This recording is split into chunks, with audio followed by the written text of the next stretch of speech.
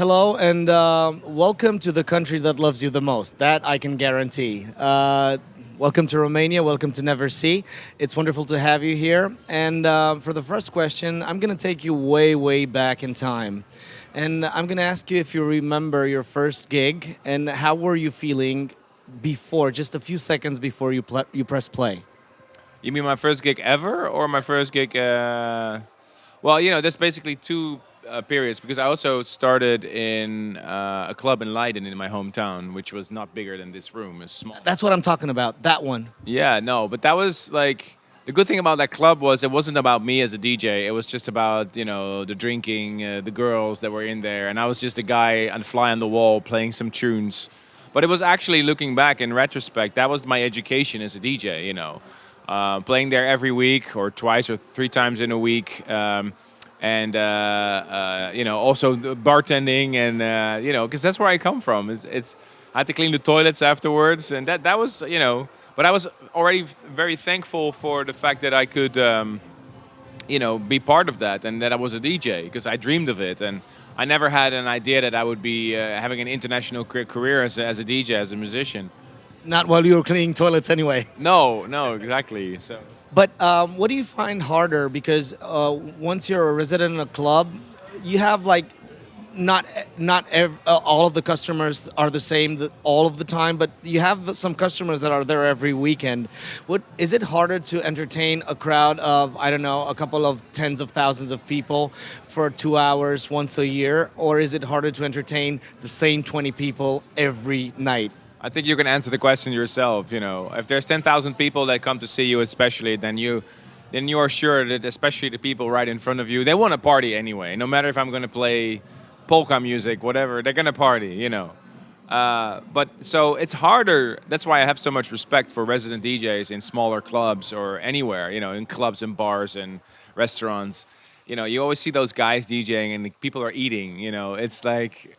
How can you keep the energy up? But it's a whole different kind of DJing, I guess. And I have a lot of respect for these guys because, try to keep the mood going and, try to keep a friendly atmosphere is actually hard work, It's really a job. Now, you're here at Neversea. You've been to Untold. You're coming back. And my question for you is, are you ready to beat your own record? Are you staying later this year?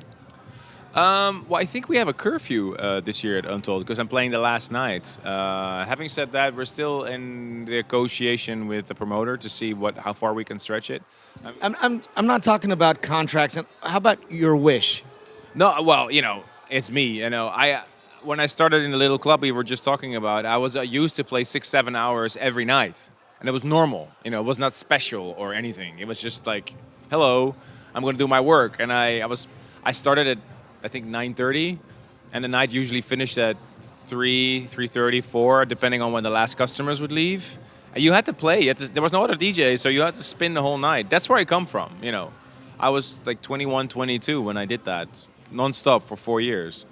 So playing longer sets is in my DNA, and it's something I enjoy. And doing a 2-hour radio show every week.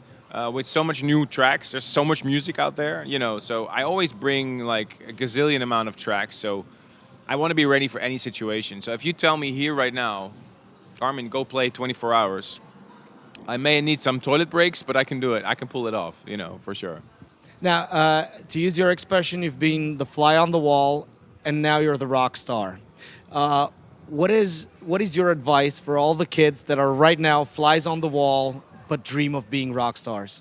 Well, ironically, the only way to be a superstar DJ, if that's what your ambition is to make your own songs. And, so it's not about playing the songs, it's about making the songs. So your quickest way to the top is make great tracks that everybody will remember. Because that's how people will get interested in you. There's a gazillion amount of examples of DJs that became famous not because of their DJing, but because of their songs. Which is still a strange concept to me because I remember when I started DJing, you had the DJ and you had the producer, and right now the producer and the DJ are one person, It's the nerds that came out of the studio and they're now rocking the main stages, including me. Hey! thank you very much. I'm going to let you enjoy Romania once again. Thank you, and thanks so much for the support and the love and a big amount of love back to all the Romanian fans out there. Thank you. Kiss FM, the sound of Neversea.